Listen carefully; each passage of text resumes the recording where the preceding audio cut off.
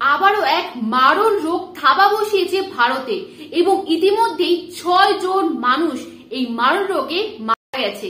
এছাড়াও 100-রও বেশি মানুষ এই রোগে আক্রান্ত এবং চিন্তার বিষয়টি হচ্ছে পশ্চিমবঙ্গেও এই রোগ ঢুকে পড়েছে এবং ইতিমধ্যে 3 জনের প্রাণ কেড়েছে এবং মহারাষ্ট্রের পুনে সহ পশ্চিমবঙ্গে সমস্ত জায়গায় 100-রও বেশি মানুষ আক্রান্ত এই রোগে।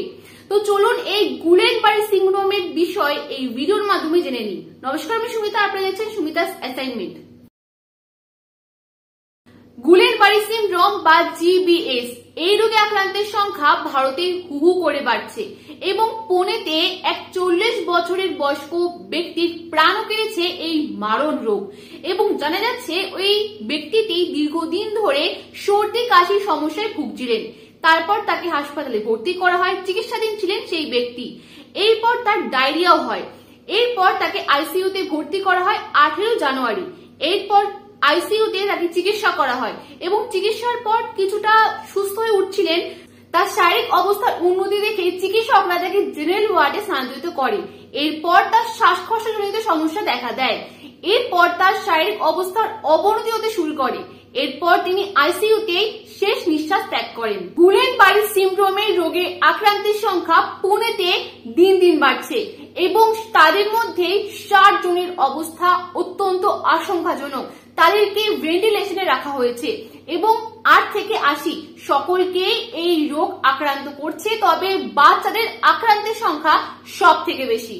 ইতিমধ্যে পশ্চিমবঙ্গে গুলেনবারি সিন্ড্রোম প্রবেশ করেছে এবং ইতিমধ্যে 3 জনের প্রাণও কেড়েছে এবং এই 3 জনের মধ্যে 48 বছরের এক ব্যক্তি রয়েছে, 10 বছরের এক শিশু রয়েছে এবং 17 বছরের এক কিশোর রয়েছে এবং জানা যাচ্ছে 10 বছরের ওই শিশুটিকে কলকাতার একটি হাসপাতালে 1 সপ্তাহ আগে ভর্তি করা হয়েছিল এবং রবিবার সকালে চিকিৎসা চলাকালীন তার মৃত্যু হয়।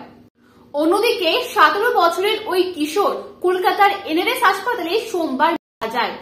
এরপর হাসপাতাল কর্তৃপক্ষ জানায় তার অন্য রোগ হয়েছে, তবে চিকিৎসক মহলের একাংশের দাবি তার গুলেনবারি সিন্ড্রোম বা জিবিএস এ আক্রান্ত ছিল সেই যুবকটি এবং তার মৃত্যুর কারণ জানতে ইতিমধ্যে তদন্ত শুরু করা হয়েছে।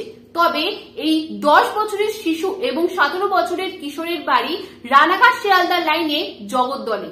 অন্যদিকে হুগলির ধনিয়াখালীর বাসিন্দা 48 বছরের ওই ব্যক্তি কিছু উপসর্গ নিয়ে স্থানীয় ডাক্তারের কাছে যান এবং সেই ডাক্তার তাকে কলকাতা মেডিকেল কলেজে যেতে পরামর্শ দেয় এবং সেই মতো অবস্থায় তিনি সেখানে পৌঁছায়।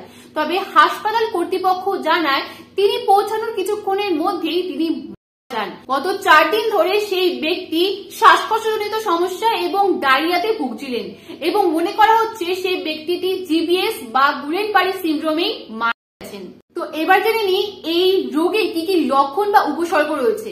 প্রথমত শারীরিক দুর্বলতা দেখা যাবে, তারপর হাঁটা চলার অসুবিধা হবে, শ্বাসকষ্টজনিত সমস্যা দেখা দিতে পারে, অন্যদিকে কথা বলতে অসুবিধা হবে, অন্যদিকে হজমেও অসুবিধা হবে এবং গুলেনবারি সিন্ড্রোমে আক্রান্ত ব্যক্তির মুখও পর্যন্ত বেঁকে যেতে পারে। মূলত ভাইরাস এবং ব্যাকটেরিয়ার মাধ্যমে এই রোগ সংক্রমণ হয়। এমনকি গুলেনবারি সিন্ড্রোমে রোগী পঙ্গু পর্যন্ত হতে পারে, তবে চিকিৎসকরা জানাচ্ছে একদম ভয় পাবেন না। উপসর্গ দেখা দিলে অবশ্যই ডাক্তারের সঙ্গে যোগাযোগ করুন। এছাড়াও সাবধানতা অবলম্বন করুন, বারবার হাত ধোয়া, বাড়ির খাবার এড়িয়ে চলা, বাড়ির বানানো খাবার খাওয়া, এছাড়া অনেকক্ষণ ফেলে রাখা কোনো খাবার যেমন স্যালাড বা কোনো ফল বা কোনো রকম খাবার খাওয়া এড়িয়ে চলুন এবং কোনো রকম উপসর্গ বা লক্ষণ দেখা দিলে অবশ্যই ডাক্তারের সঙ্গে যোগাযোগ করুন। আমি দেখা করছি অন্য কোনো ভিডিও নিয়ে, অন্য কোনো অভাবনীয় ঘটনা নিয়ে, অন্য কোনো নিউজ নিয়ে। ততক্ষণের জন্য সুস্থ থাকুন, ভালো থাকুন এবং ভালো রাখুন। জয় হিন্দ।